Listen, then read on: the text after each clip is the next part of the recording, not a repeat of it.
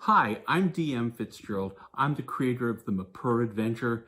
I'd like to thank all of you that have liked and subscribed to give us a boost. If you haven't liked or subscribed, please consider it. We could definitely use the help to the site. And now, let's roll the tape.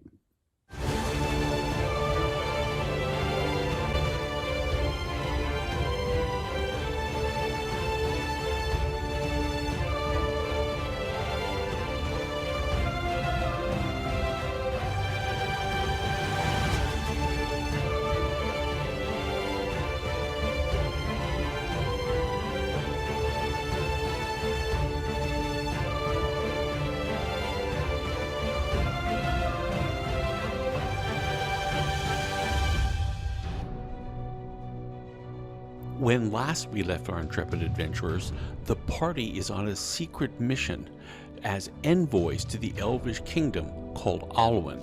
They're also looking for a safe place for Scalla to stay so her former association with the dragon rings doesn't corrupt her.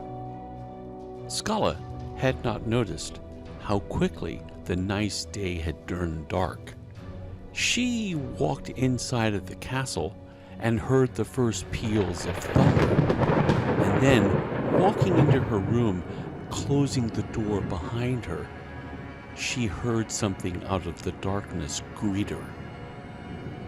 It was a shape made of dark light and necrotic energy swirling around it like a miniature storm.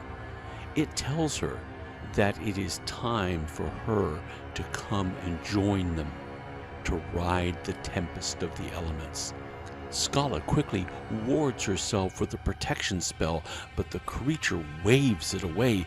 She raises a more powerful ward of forbidding, and it keeps the creature at bay long enough for her to shoot tendrils of energy and power onto the beast.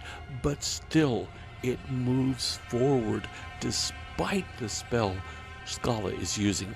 The Stormwalker screams with so much force that it throws Scalla across the room and ends all of her spells.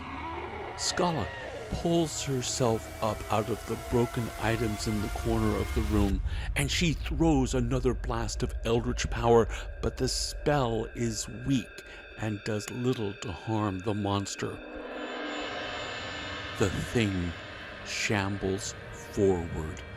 Its needle-like claws dance with the light of necrotic energy as it prepares to attack her. Scalla drags herself away from the oncoming monster.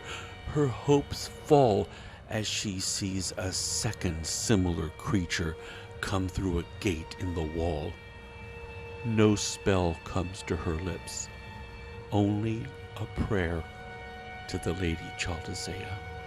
The door flies open, and a blinding white light pierces the gloom of the room, and there stands Morgan, with a light coming from her staff, blinding the creatures. She strikes the new beast, and it has lost its heart and retreats back through the gate it came from.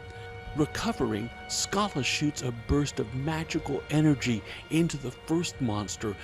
This bolt hurts the creature. It lashes out at her with its attacks, but they are weak, and she easily brushes them aside. Morgan points at the thing, and she commands it to disperse in the name of the Lady Chaldasea herself. The monster dissolves, and the room recovers its normal lightness. Just then, Paladin Marcus is at the door, along with Brother Mercy. They escort Morgan and Scalla out of that wing of the fortress. They're met by the fortress Castellan, one of the daughters of the ruler of Lament Fortress, and they are led downstairs, and there, in the internal dock, is a boat waiting for them. The rest of the party is also waiting for them. Morgan and Scalla say goodbye to the Castellan and board the boat. The crew pull the boat out of the internal dock and into Dragon Turtle Bay. The party does their best to store their gear, Brock, Finn, and Garu ask what happened and why were they suddenly escorted out of the fortress. The story is related to them by Morgan. Mercy tells Morgan that perhaps she was right, and the quest is at an end. The priestess says nothing, but goes into the cabin that has been put aside for her. The rest of the party makes small talk and get to know the crew. Scalla finds an out-of-the-way part of the boat and says a prayer of thanks to the Lady Chaldasea, and then manages to sleep. Marcus senses that something more than what he is seeing is happening, but he isn't quite able to put his finger on it. The rest of the party are oblivious, and they bed down, and they don't wake up until the morning. In the morning, they find that Morgan is already awake, having drinks with the captain. She beckons them over, and all of them sit down and eat. Marcus takes some food and goes and sits down by himself. Still, he has that feeling of something going on that he just can't put his finger on. Morgan seems happy, and she talks freely and seems to be enjoying the morning. Finn shakes his head and says that he's sorry that he will not be able to sing the song of this quest they were on. Morgan sips a cup of tea and then slowly shakes her head. She says the quest is not over, and she never meant for it to be over. Marcus smiles from where he's sitting and quietly says to himself, "I knew it."